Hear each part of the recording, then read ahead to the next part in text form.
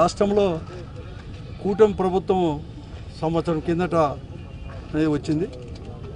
ఈ కూటమి ప్రభుత్వం ఏర్పడినప్పటి నుంచి ఈ రాష్ట్రంలో శాంతి భద్రతలకు ఎక్కడ చూసినా కూడా శాంతి భద్రతని కూడా కాపాడలేక దాంట్లో పూర్తిగా కూడా ప్రభుత్వం వైఫల్యం కూడా చెందింది. కేవలం తెలుగుదేశం పార్టీ వారిది మాత్రమే వారు చెప్పిందే వేదంగా కూడా ఈరోజు రెవెన్యూ కావచ్చు, పోలీస్ శాఖ కూడా వారి యొక్క చెప్పిన దాన్నే శాసనంగా తీసుకొని పనిచేసేక మొదలుపెట్టారు. వారి విధులను వారు సక్రమంగా నిర్వర్తించలేదని దానికి పెద్దగా కూడా జరుగుతూ ఉంది.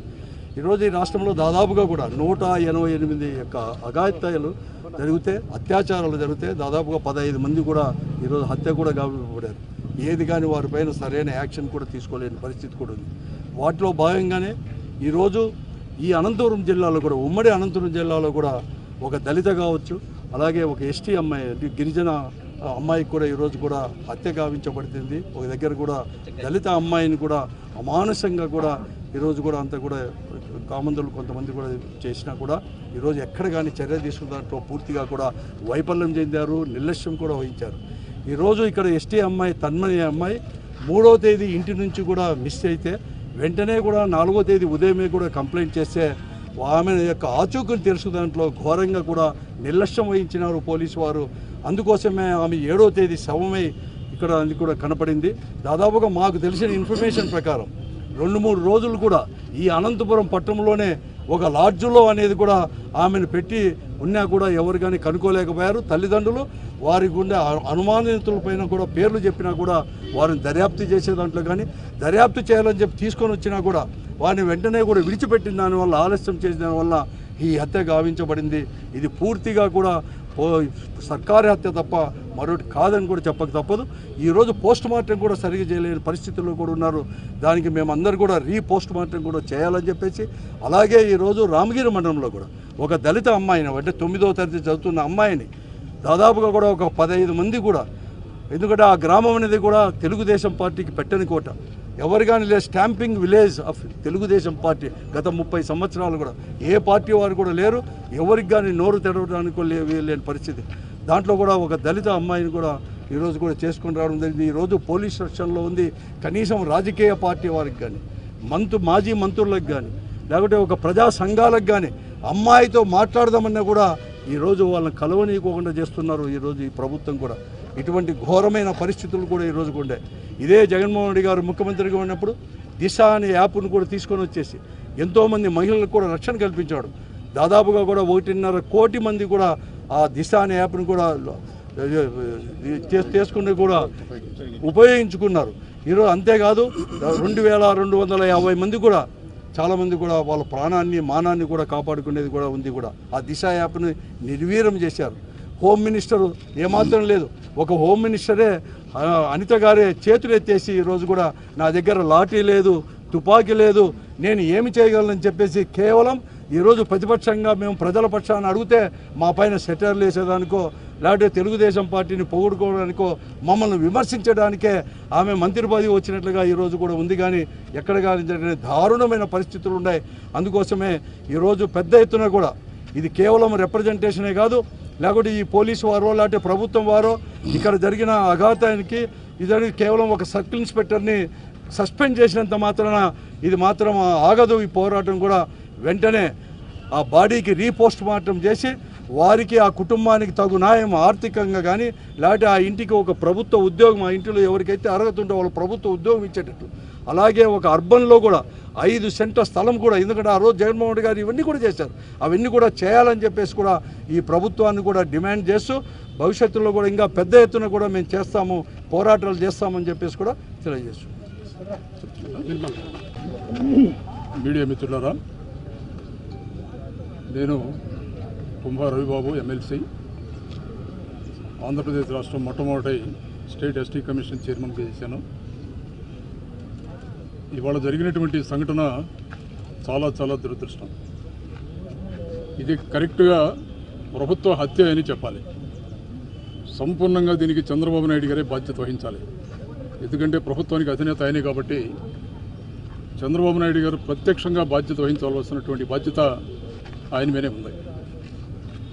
3వ తారీఖు తన్మయ్ తల్లిదండ్రులు కంప్లైంట్ ఇచ్చారు.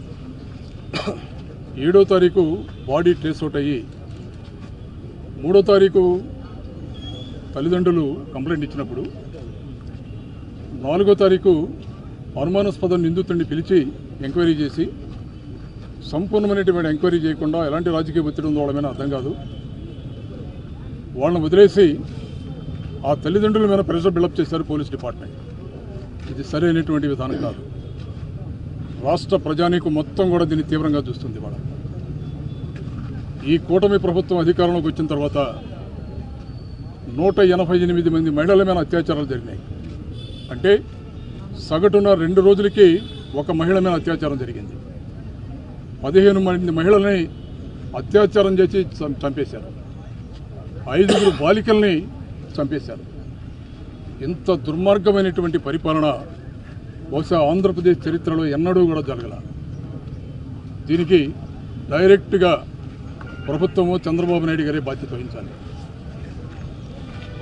రాష్ట్రంలో ఉన్నటువంటి పోలీస్ డిపార్ట్మెంట్ ఏ విధంగా వ్యవహరిస్తుంది, చట్టాలని మీ చేతిలో తీసుకుని, అధికారాన్ని మీ చేతిలో తీసుకుని అహంకారపూరితంగా వ్యవహరిస్తున్నారు. ఇవాళ మీరు ఇంత దుర్ఘటన జరిగితే 4 వ్యక్తుల మీద అనుమానంగా ఉందని కంప్లైంట్ ఇస్తే తల్లిదండ్రులు ఒక వ్యక్తిని కస్టడీలోకి తీసుకుని మిగిలిన వ్యక్తుల మీద కనీసం ఎఫ్ఐఆర్ కూడా ఫైల్ చేయాలి. ఇవాళ స్పష్టంగా చెప్తున్నాం, ఎస్సీ ఎస్టీ అత్యాచారాల చట్టం ప్రకారం ఆ 4 మీద ఎఫ్ఐఆర్ నమోదు చేయాలి. ఆ 4 ఎవరైతే అనుమానాస్పదమైనటువంటి వ్యక్తులని తల్లిదండ్రులు చెప్పారో వాళ్ళ 4 మీద కూడా ఎఫ్ఐఆర్ ఎస్సీ ఎస్టీ యాక్ట్ కింద చేయాలి. అత్యాచారం కింద 304 కూడా వాళ్ళ మీద ఇంపోజ్ చేయాల్సిందే. సూటిగా మేము అడిగే కొన్ని ప్రశ్నలు ఉన్నాయి ఇందులో. 3వ తారీఖు ఆ అమ్మాయి తన్మయ్ కనపట్లేదని తల్లిదండ్రులు కంప్లైంట్ ఇస్తే 7వ తారీఖు శవమై తెలియంది. ఫోరెన్సిక్ రిపోర్ట్లో 5వ తారీఖు చంపేసి ఉండొచ్చని వాళ్ళు రిపోర్ట్ ఇచ్చారు. అంటే 3వ తారీఖు నుంచి 5వ తారీఖు దాకా అసలు ఈ అమ్మాయి ఎక్కడ ఉంది, ఎవరి ఆధీనంలో ఉంది, ఏ లాడ్జీలో ఉంది, ఎంతమంది వ్యక్తులు ఆ అమ్మాయిని హింసించారు, ఏ ప్రాంతంలో చంపేశారు, ఎక్కడికి తీసుకెళ్లి కాల్ చేయాలని ప్రయత్నం చేశారు, దీనికి సంబంధించినటువంటి సంపూర్ణ వివరాలు పోలీస్ డిపార్ట్మెంట్ వ్యక్తపరచట్ల. ఇది చాలా దుర్మార్గమైనటువంటి విషయం.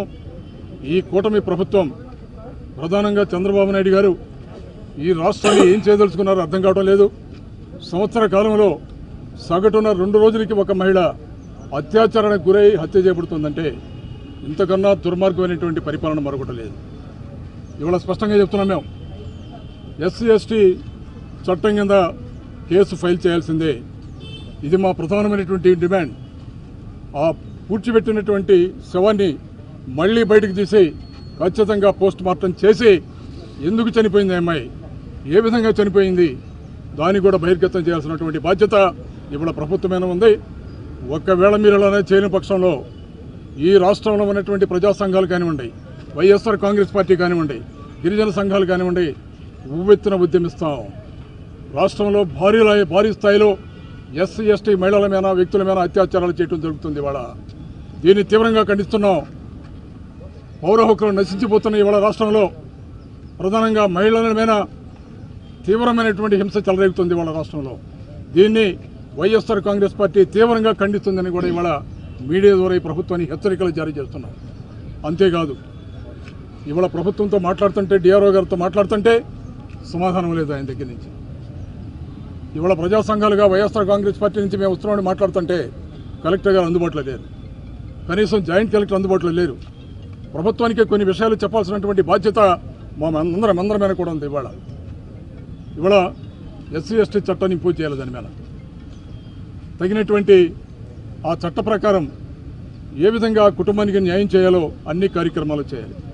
కనీసం జరిగి 4 రోజులు గడిచిపోతున్నా కూడా ఈరోజు కూడా ఆ ప్రభుత్వానికి సంబంధించినటువంటి ఆర్థిక సహాయం రూపాయి కూడా ఇవ్వాలి. ఎంత దుర్మార్గమైనటువంటి విషయం ఇది. చట్ట ప్రకారం ఆ కుటుంబంలో ఉన్నటువంటి ఒక వ్యక్తికి ఉద్యోగం కల్పించాలి, సిటీలో 5 సెంట్లు స్థలం ఇవ్వాలి గృహ నివాసానికి, అలాగే 2 ఎకరాల సాగు భూమి ఇవ్వాలి, 10 లక్షలు డబ్బు ఇవ్వాలి. వీటిల్లో దేని కూడా చట్టాన్ని ఇంప్లిమెంట్ చేయాలనేటువంటి పరిస్థితి ఇక్కడ ఉన్నటువంటి జిల్లాలో ఉన్నటువంటి బ్యూరోక్రసీ మీద ఆధారపడి ఉంది. ఇవాళ ఈ ప్రభుత్వాన్ని ప్రభుత్వ అధికారులను ఇవ్వడం మేము డిమాండ్ చేస్తున్నాం. తప్పకుండా చట్టాన్ని మీ చేతుల్లో తీసుకోకండి. చట్ట ప్రకారం ఆ కుటుంబానికి అందాల్సినటువంటి అన్ని కార్యక్రమాలు మీరు చేయాలి. ఇవాళ స్వయాన రాష్ట్రంలో ఒక దళిత మహిళ హోమ్ మినిస్టర్గా ఉంటే రాష్ట్రంలో విపరీతంగా ఎస్సీ ఎస్టీ మీద అత్యాచారాలు జరుగుతుంటే, హత్యలు జరుగుతుంటే చూస్తూ ఉంటున్నారా మీరు? నిద్రపోతుందా ప్రభుత్వం? ఇవాళ వైఎస్ఆర్ కాంగ్రెస్ పార్టీ ప్రశ్నిస్తుంది. ఇవాళ రాష్ట్రంలో ఉన్నటువంటి గిరిజన సంఘాలు ప్రశ్నిస్తున్నాయి, దళిత సంఘాలు ప్రశ్నిస్తున్నాయి. చట్టాన్ని మీ చేతుల్లో తీసుకొని ఈ ప్రజానీకాన్ని హింసించే కార్యక్రమం చేయకండి, న్యాయం చేయండి. మీరు సరైనటువంటి న్యాయం చేయకపోతే ఏ స్థాయికైనా తీసుకెళ్లి ఈ ఉద్యమాన్ని మరింత ఉధృతం చేస్తామని కూడా ఈ సందర్భంగా ప్రభుత్వాన్ని హెచ్చరికలు కూడా జారీ చేస్తున్నాం.